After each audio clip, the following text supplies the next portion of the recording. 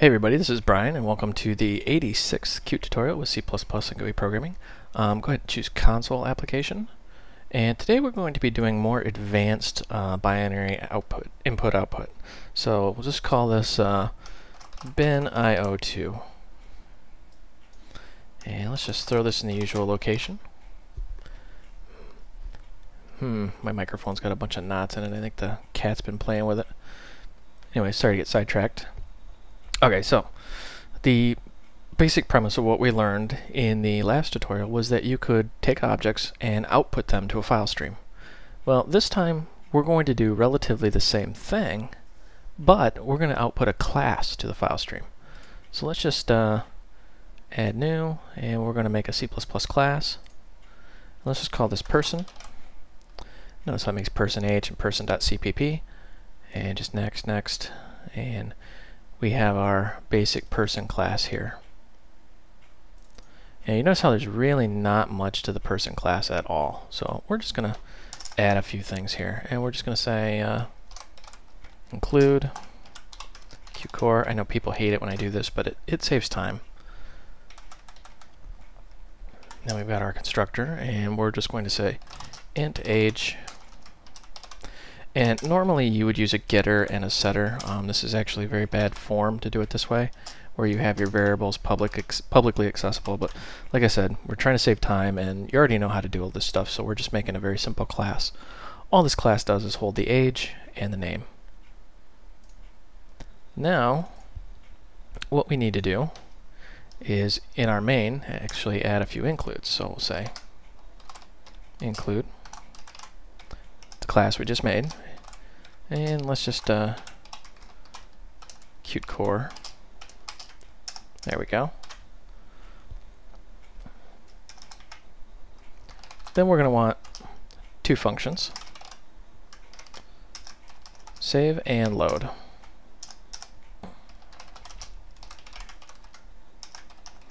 And you guessed it, one saves and one loads. So the first thing we need to do is actually make a person. And we'll just call this person1. And we'll say person1 dot age. Oops, something grabbed my mouse. And we're going to say equals 36. And person1 dot name, we're going to say is Brian, because that's me. And we're going to make another person. Just for the sake of argument here, we're going to make two of these. Say person2. We're going to say 18, and we'll just give my daughter's name Heather. Alright, now that we've got our two person classes, or our people as we should say, we're going to actually create a Q file and stream this out. So we'll say Q file, let's say file, and put this wherever you've been putting your files. And we'll just call this people.txt. Now remember, we're not actually, don't get thrown by the .txt. We're just doing that so you can simply open up a notepad and kind of peek at the contents if you really want to. It is a binary file though, so chances are it's just going to be nothing but gibberish. And we're going to say file.open, and we want to do Q IO device. We want write only, because we're going to write to the file.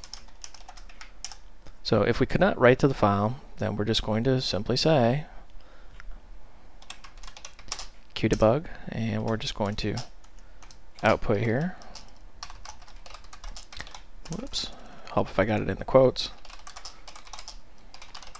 Could not open file. That way we've got some just basic debug logging here, kind of show us if something catastrophic happened with the file system, and then we exit out. Otherwise, if we can do it, we're just going to say q data stream, and we'll just call this out.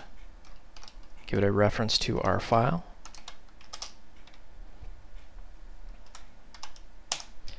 And then of course out set version, and then we want to do the Q data stream, and we want the version of this, which is going to be Qt, and the newest one, which I believe I'm on 4.7. Although I hear the Qt 5 is scheduled to come out soon. I could be wrong. Anybody else hear anything about that? Let me know. All right, scroll down here. And you know, we're just doing some basic output here. So we're just going to say out person 1, out person 2. So we're just going to output our two classes out to the file. Say file.flush, and nothing new here. I mean, this is all everything you already know. All right.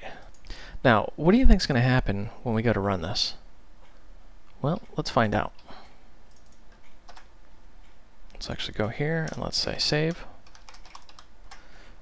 Some of you are probably snickering because you've made this mistake before. Oh, wait a minute. No match for operator in out. What does that mean? And you see, oh my gosh, catastrophic error. I mean, all these things just exploded behind it. Well, if you remember from your C++ book, you did buy one, didn't you? There was a chapter on operator overloading. So if you go out to cplus.com, let me see if I can expand this, tutorial/classes2, they have this very, very nice chapter on overloading operators. And they tell you, you know, first off, what is an operator? Well, any of these symbols are an operator.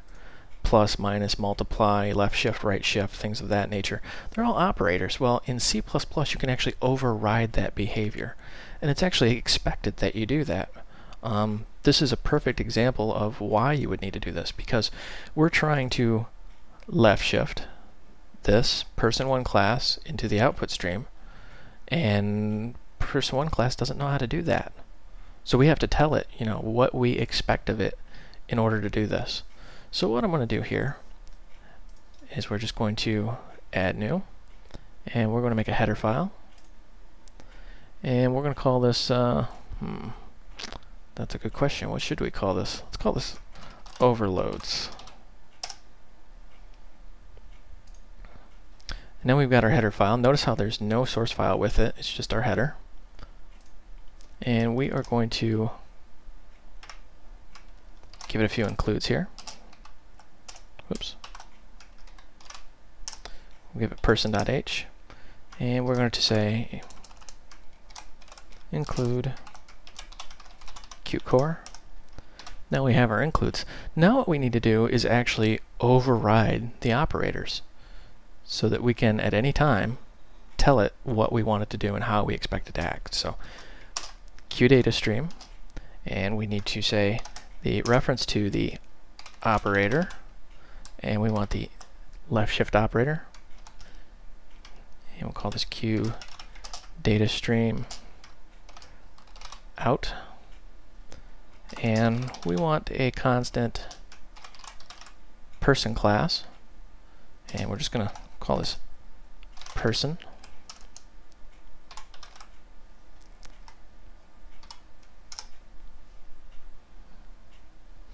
Alright, let's see here. Somebody had asked me once in a while if I could just do that so you guys could see the code. Alright. Now we can just pretty much copy and paste this because they're actually very similar and pretty much the same thing. Call this in. These are our function prototypes here, which are needed. And then we're going to actually implement these. And if you're like me, when you first read your C++ book, you did buy one, didn't you? When you read it, you got to the chapter on operator overloading, you thought, this is fascinating, but when am I ever going to use this? Well, this is one of those times. So we're going to write a person class to the stream. And we're going to say out person.age and person.name. And then we're going to return the output stream. So really all we're doing here is we're telling it exactly how to put this class into the output stream. And remember, anything that we do, we must do the opposite. So we'll say read in a person class. And we'll say person equal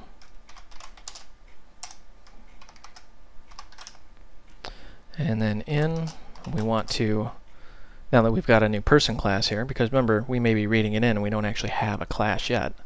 So what we're going to do is we're going to read in the age,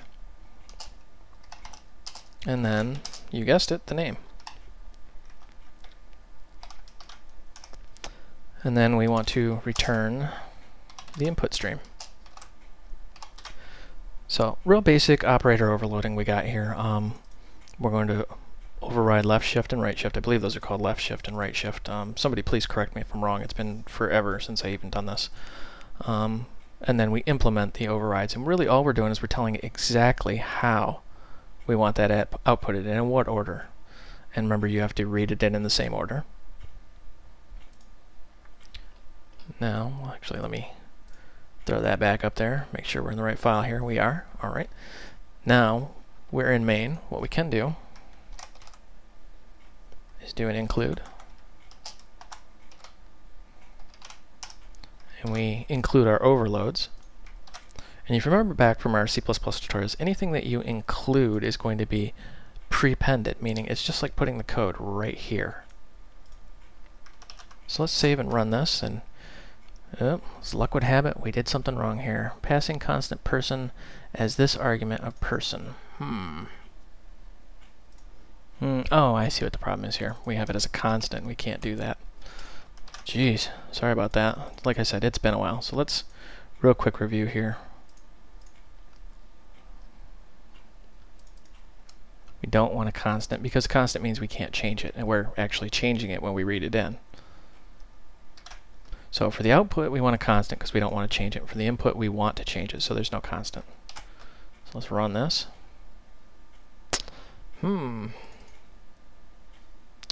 Definition of implicitly declared person class. Yes.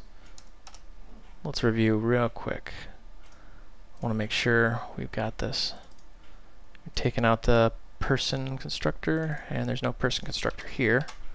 Now everything should line up and run just fine. There we go. So we ran this. We haven't outputted anything, but we did write out to the text file.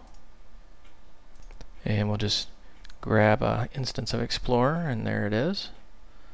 And as you can see, there's our two classes, Brian and Heather. So now we want to be able to read that in. Now you may be asking, why do you even need person.cpp? Well, you really don't for this example because we're not really doing anything. So you could get rid of that if you really wanted to. Alright, there's our overloads, there's our main. So now we want to load this up.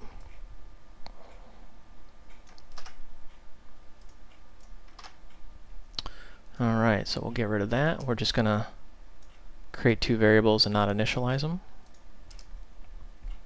Use the same file. We want read-only. We'll call this in, and we're just going to do in person1, in person2. Don't need to flush, but we do need to close. And then we're just going to say qdebug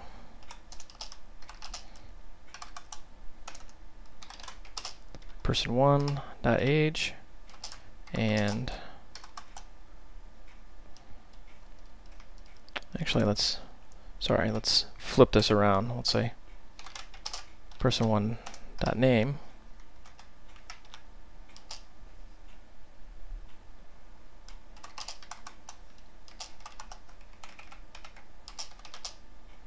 We're just going to say, name is, and then the age. So, got that. Let's hide this again for you. There we go.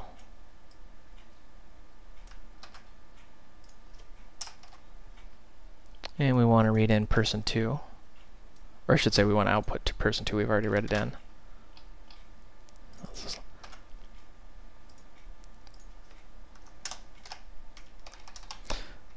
Now I'm going to comment out save. You don't really need to. I mean, it would just write the file again. And we're just going to run this and see what happens when we load it. Sure enough, Brian is 36, Heather is 18. So that in a nutshell is, I would call that more advanced binary input-output. And let's review really quick just to make sure all this kind of sinks in here. We've got a few files. We've got our person class, which is just, a representation of the data we want to store. We have our overloads file, which has the function prototypes for the operator overloads, and then it has the implementation of each one. And remember, we're just telling it how we want to write the data out and how we want to read it in. C++ is an amazing and incredibly stupid tool. You have to tell it everything because it does exactly what you tell it to do. We have our implementation file for person, but it's empty because there's just nothing in there. And then we have our actual program, which we're importing overloads in person, and then we're just creating an instance, filling it with information, opening a file, setting the version, outputting it, flushing and closing, and then we're just doing the reverse. We're just creating a few instances, opening and reading the file, setting the version, reading in the objects, closing again, and then we're outputting to the screen. Very simple, very useful. So that's all for this tutorial. This is Brian. Thank you for watching. You can find all this and more out on my website, voidrealms.com. Yes, I've really been pushing the website because you can go out free of charge and get the source code for this tutorial, save yourself a little bit of typing, or if you type it out and it's just not working, you can just download the source and it should just work. So give me some user feedback. I'm really kind of curious to hear what you guys want to see in the way of tutorials in the near future. We've covered a lot of topics, and I'm kind of interested to see where you guys want to go. Now please don't flood me with, Brian, let's make a 3D video game, because those take a dozen programmers 3 years to make. We're talking something simple that you can digest in 15 minutes or less. All right, thanks guys.